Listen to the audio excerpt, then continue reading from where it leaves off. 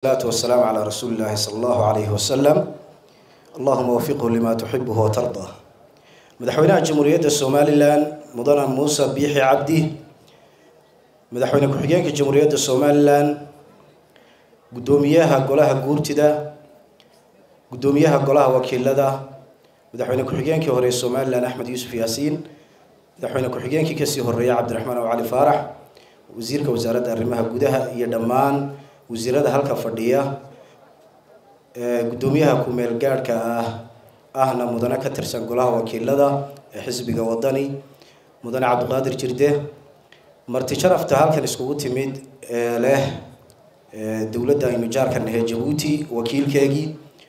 iyo hadii ay fadhiyaan madaxdii kale ee dalka Itoobiya ee wakiilkoogi hadii uu fadhiyo iyo dhammaan marti sharafta halkan iskugu timiday mar labaad salaamu alaykum waraxmatullaahi ta'ala wabarakaatuh dawladda halka laga soo kiciyo la 16 Juun buu u joogay masaajidkii Ibrahim Dheere halka imika uu ka dhisan yahay annagoo ay arkaysiin marka inta uu ka sheekayaan u duuduubaan ku qaadanaya wax laga sheekeeyo 16 Juun oo goobjoog anigu aan soo ahaa ma jirin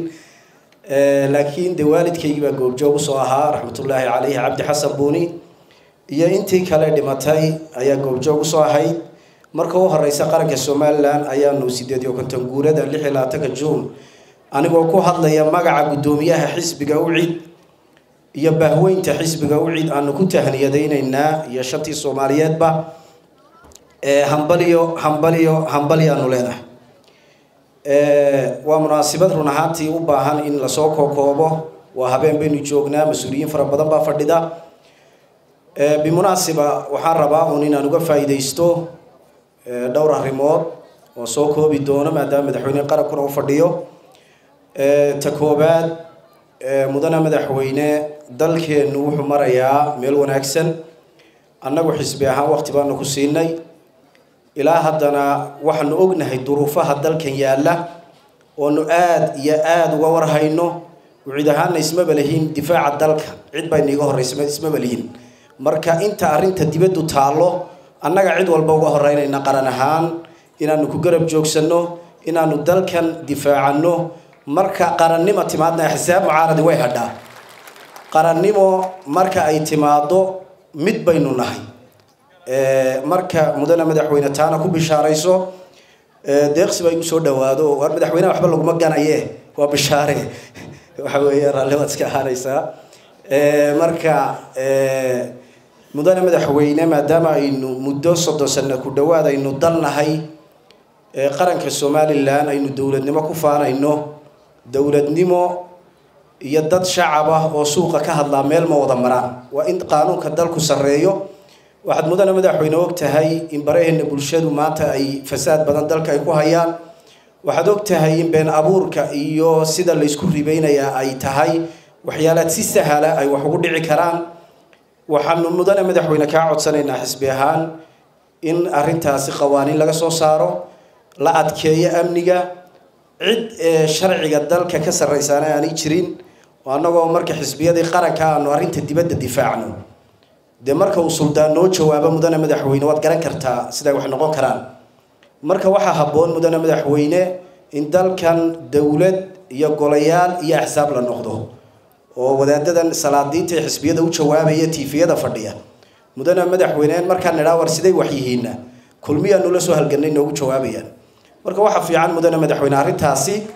inaad wax ka qabato annagu haddaan hadalana de waad garanaysaa Faysalku wax gaarsiin karo marka bahashaas waxa laga qabta mudana madaxweyne qodobka kale ee isaguna meesha yaala waxa weeyi soore waxaan isha ku dhuftay taliyaasha ciidamada fadhiya iyo gudoomiyaha maxkamadda sare isagana rabay inaan ka hadlo mudane madaxweyne waxa weeye oo jirta dalkeena Soomaaliland in abaaro iyo duufaan ay ku dhufteen aad u gurmateen xukuumad ahaan haddaan xisbiga u cidnahay khaasatan anigu gobolka Awdal aan fariinkaaga sido si wanaagsan ay dadku ugu riyaaqsan yihiin gurmadka dawladnimo ee aad gasheen shacab iyo dawladba iyo dawladaha jaarka Djibouti ugu horeyso ee soo gurmaday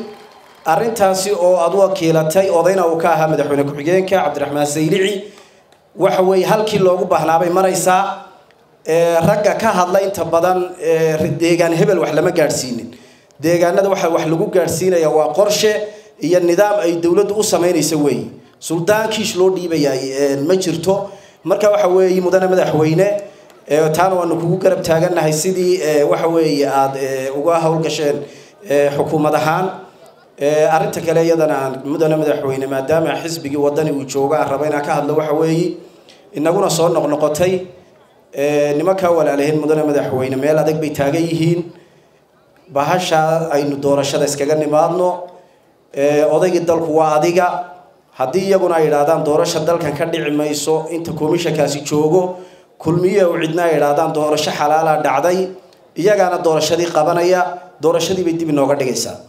marka kulan xafiiskaaga inta la isku yimaado dib inooga dhig jilbaha hal is dhigo hal isku yimaado arinta aynu meel ku hubsano ama komishankaasi doorasho ay noo qabtaan ama waxa weey taladii kale laga galay laga galo car iyo wiir dalkan ma wadayso arinta difaaca dalka inoo ballana Somaliland ha noolaato Somaliland ha waarto madaxweynaha qaranka cimrigiisu ha raago xisbiyada qaranku ha jiraan oo ha joogan Somaliland guul iyo gobonimo salaamu alaykum wa rahmatullahi wa barakatuh